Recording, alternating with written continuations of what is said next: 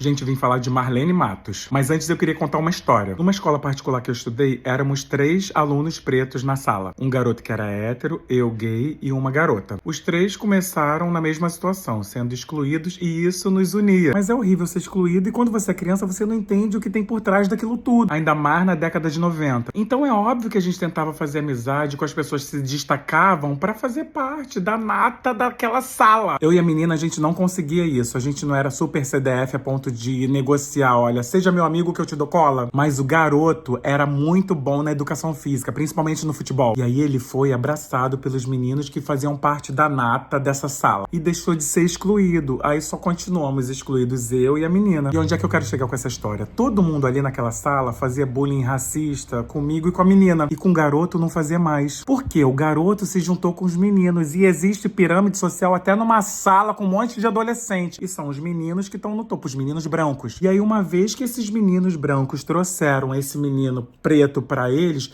as meninas brancas que estão abaixo na pirâmide social tiveram que aceitar. Porque quem manda são os homens. Os homens não, os meninos, né? Tudo adolescente. E aí tem uma coisa muito curiosa que é o seguinte: os meninos brancos estão aqui porque eles são meninos brancos. As meninas brancas estão aqui porque elas são meninas brancas. Mas o menino preto que tá aqui, ele não tá ali porque ele é um menino preto, que ele deveria estar aqui. Então, pra se justificar aqui, se manter nesse lugar, ele tem que mostrar serviço. E aí, além da bola, que ele arrasava na educação física, ele fazia coro ao bullying da galera branca contra mim e a menina. E às vezes ele ofendia a gente de uma forma até muito mais pesada, talvez pra impressionar os seus chefes e criando raízes nesse lugar. Porque afinal de contas, ninguém quer instabilidade, né? As pessoas querem estabilidade. Hoje em dia, com todo o meu entendimento, quando eu penso nesse cara, eu continuo sentindo vontade de voar na jugular dele? Continuo. Mas eu, enquanto um ser social que entende sobre o racismo e sabe que aquele menino era tão vítima quanto eu e a outra menina, mas só tava usando as cartas que tinha pra chegar num lugar de privilégio, eu compreendo a situação. Mas é lógico, se vocês fizerem um documentário comigo pra falar especificamente sobre esse meu ano letivo, eu vou descascar esse garoto. Porque mesmo entendendo tudo que ele fez pra chegar num lugar, eu sofri na mão dele. E aí, vindo agora sobre o que eu queria falar a respeito da Marlene, olha só, gente, ela é uma mulher gorda, preta, nordestina e lésbica. São muitos atravessamentos que colocam essa mulher numa situação pior do que a minha lá na época do colégio. Vamos pensar aqui agora comigo. Se eu chego pra trabalhar agora numa empresa qualquer, assumindo um cargo de direção, vocês acham que dentro dessa estrutura patriarcal capitalista, eu ia conseguir chegar já falando assim: olha, eu quero que vocês contratem cursos de capacitação para as pessoas dos serviços gerais, para um dia a gente promovê-los e criar um ambiente mais diverso na nossa área. As pessoas iam me olhar e falar assim: o neguinho já chegou querendo causar, demite. Eu ia dançar conforme a música, eu preciso pagar minhas contas. É claro que hoje as empresas teriam uma escuta melhor para isso, apesar de que ainda assim, em todos os cargos de liderança, elas só têm praticamente gente branca. Mas na década de 80 e 90, meu bem, a realidade era outra. A Marlene ligava a televisão e via as novelas só com gente branca, loura e magra. Ia num desfile de moda e só via gente branca, loura e magra. Ia ver um filme no cinema e só via gente branca, loura e magra. Abria uma revista chique e só via gente branca, loura e magra. Vocês acham mesmo que a Marlene ia chegar num lugar em que naquela época a maioria dos diretores eram homens brancos e ia sugerir: eu quero paquetas pretas? Gente, e outra, e até dito no documentário da Xuxa, tá, que eu vi. Apesar da Xuxa ter virado o maior fenômeno da comunicação na década de 90, ela assume que quando ela começou, ela não entendia nada daquilo ali. Então era uma coisa assim: Vinícius sai, Fernanda chega pra lá, Cláudia senta. Era um programa gravado e mesmo assim aquela falta de experiência, aquele não saber lidar com aquilo, era visível. Eu amo a Xuxa, mas a gente precisa reconhecer certas coisas do passado até pra construir um futuro melhor sem os mesmos erros. E sim, ela só tava ali porque ela era branca, loura e magra. E aí lembra que eu falei que o menino preto fazia muito mais bullying do que os brancos contra mim e a outra menina preta? Que era obviamente pra ele se manter naquele lugar? A Marlene fez a mesma coisa, só que no ambiente de trabalho. Foi um diretor que era homem e branco que colocou ela ali. Ela tinha sido assistente dele. E aí ela fez um trabalho com a Xuxa que tava disposta a gerar resultado e foi um sucesso. Que vocês conseguem entender, não existe Marlene sem Xuxa e Xuxa sem Marlene. O método da Marlene nunca daria certo se a Xuxa não tivesse disposta a aprender, se não tivesse dedicação, se não quisesse se tornar a maior apresentadora do país. Então eu entendo aqui no raso esse rancor da Xuxa e das Paquitas com a Marlene, que é o mesmo que eu tenho lá do garoto que estudou comigo. Mas quando a gente sobe em cima do muro e enxerga essa situação global, a gente vê que a Marlene não era nada. A Marlene era só uma peça de uma engrenagem que tava em todo lugar que a gente olhava. E o pior, uma peça que nem era pra estar fazendo parte dessa engrenagem, mas pra estar sendo oprimida por essa engrenagem. Afinal de contas, contas, como é bom sempre lembrar, ela era uma mulher preta, gorda, lésbica e nordestina. Como muita gente preta, eu tenho aquela mágoa aqui, até porque eu queria ter sido Paquito, pelo fato de só escolherem pessoas brancas, louras. Mas eu juro pra vocês que é muito consolador saber que apesar da Xuxa nunca ter tido uma Paquita, um Paquito preto, a diretora, a mulher que mandava ali, com várias limitações, obviamente, era uma mulher preta,